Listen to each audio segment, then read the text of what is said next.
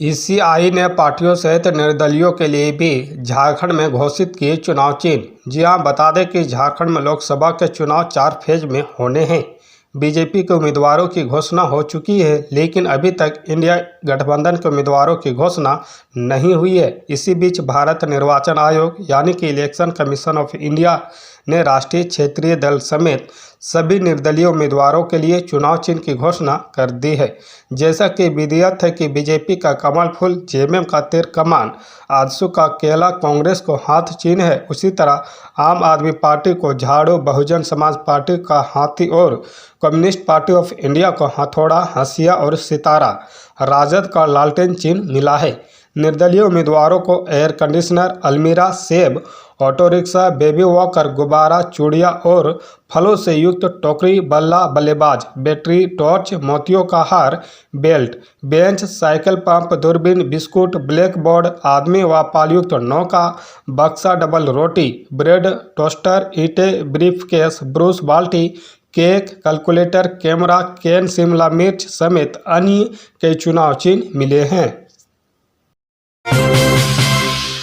गर्मी झेलने को हो जाइए तैयार, 5 डिग्री तक बढ़ेगा तापमान। जी हां, बता दें कि धूप, छाव, बादल और बारिश की वजह से पिछले कुछ दिनों का मौसम खुशनुमा था, लेकिन अब मौसम बदलने वाला है, गर्मी चलने वाली है। मौसम विभाग की माने तो झारखंड में अधिकतम तापमान 5 डिग्री तक बढ़ने वाला है, जिसके बाद लोगों को चिलचिलाती गर्मी का एहसास होगा। कई दिनों तक दोपहर के बाद तेज हवाओं और गरज के साथ हुई बारिश के बाद अब अधिकतम तापमान में धीरे धीरे वृद्धि होने का अनुमान भारत मौसम विज्ञान विभाग के रांची स्थित मौसम केंद्र ने बताया है।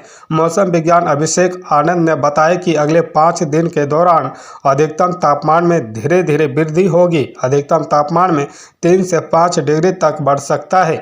अगले 5-6 दिन तक मौसम की बात करें तो 29 मार्च तक मौसम शुष्क रहेगा। इसी दिन नए पश्चिमी विक्षोभ सक्रिय होने वाला है, जिसका असर पश्चिमी हिमालय में देखा जाएगा। इसका असर झारखंड में भी पड़ सकता है। इसके एक दिन बाद यानी कि 30 मार्च 2024 को झारखंड के दक्षिणी तथा उससे सटे मध्य भागों में कहीं कहीं हल्की बारिश होने की संभावना है। 31 मार्च को भी झारखंड के दक्षिणी हिस्से में कुछ जगहों पर वर्षा हो सकती है। फिर 1 अप्रैल से झारखंड का मौसम साफ हो जाएगा, ऐसा मौसम वैज्ञानिक अभिषेक आनंद ने बताया है। पिछले 24 घंटे के दौरान झारखंड के मौसम की बात करें तो सूबे में कहीं कहीं गरज बरस के साथ हल्के से मध्यम दर्जे की वर्षा हुई। सबसे अधिक वर्षा पश्चिमी सिंहभूम के बंदगांव में हुई। यहाँ 36.6 मिलीमीटर वर्षा दर्ज की गई है। लोकसभा चुनाव को लेकर खेला जा रहा है माइंड गेम। जी हां, बता दें कि झारखंड में लोकसभा चुनाव को लेकर बीजेपी ने अपने हिस्से के सभी 13 कैंडिडेट घोषित कर दिए हैं। एक सीट अपने सहयोगी आजसू को दी है, जिस पर कैंडिडेट आना अभी बाकी है। वहीं दूसरी ओर इंडिया अलायंस अभी तक सीटों को बंटवारा नहीं हो सका है। कांग्रेस और जेएमएम में सीटों का पेंच अभी तक सुलझ नहीं सका।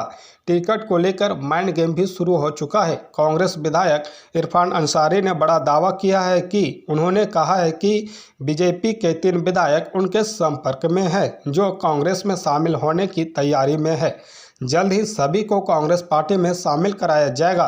कांग्रेस के विधायक के मुताबिक बीजेपी विधायक भानु प्रताप शाही, रणधीर सिंह और कुणाल सारंगी उनके संपर्क में हैं और कांग्रेस ज्वाइन करना चाहते हैं।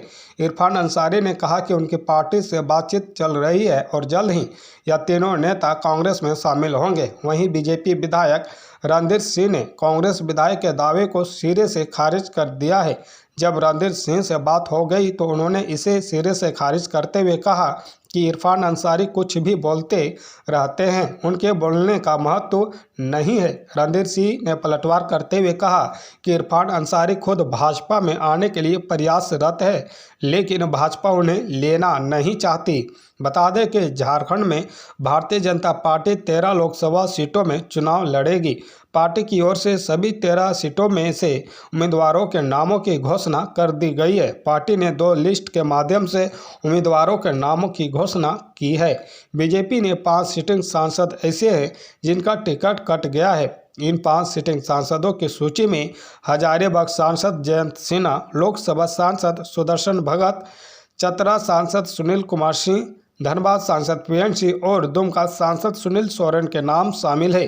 सिंहभूम लोकसभा सीट से गीता कोड़ा को टिकट दिया गया है। दुमका से सीता सोरेन चुनाव लड़ेगी। दोनों ने भी कुछ दिन पहले बीजेपी ज्वाइन किया है। पलामू में दो बाइकों के बीच सीधी भिड़ंत, 2 लोगों की मौत, 3 घायल। जी हां, बता दें कि झारखंड के पलामू में एक दर्दनाक सड़क हादसे में 2 लोगों की मौत हो गई, जबकि 3 बुरी तरह घायल हो गए। पुलिस ने बताया कि पलामू जिले में मंगलवार सुबह 2 मोटरसाइकिलों की आमने सामने की टक्कर हो गई, जिसमें 2 लोगों को अपनी जान गंवानी पड़ी। यह घटना झारखंड की राजधानी रांची से करीब 195 किलोमीटर दूर कोकरसा गांव में हुई। हादसे को लेकर पाटन थाना प्रभारी चंद्रशेखर यादव ने कहा कि 3 लोग एक मोटरसाइकिल पर थे, जबकि 2 अन्य विपरीत दिशा से आ रही दूसरी मोटरसाइकिल पर थे।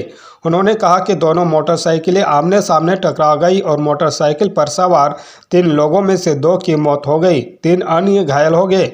उन्हें अस्पताल में भर्ती कराया गया। मृतकों की पहचान लखन भुइयां 22 वर्ष और जीतू भुइयां 23 वर्ष के रूप में की गई है।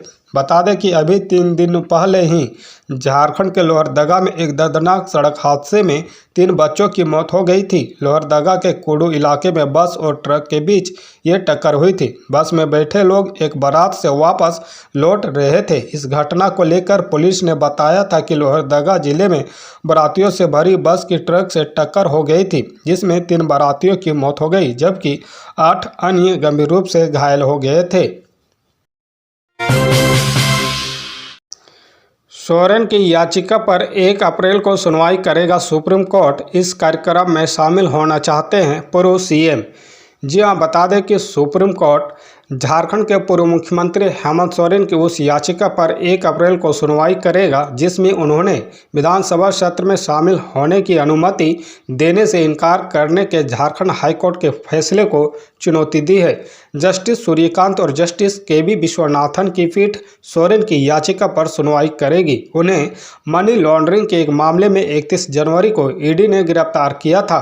सोरेन अभी रांची में बिरसा मुंडा केंद्रीय जेल में न्यायिक हिरासत में है।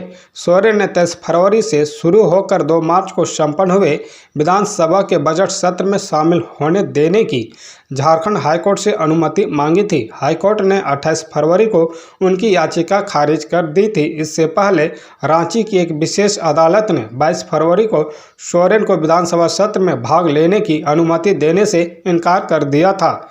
हालांकि हाईकोर्ट ने पूर्व में झारखंड मुक्ति मोर्चा के कार्यकारी अध्यक्ष सोरेन को 5 फरवरी को विधानसभा विश्वास मत में भाग लेने की अनुमति दे दी थी।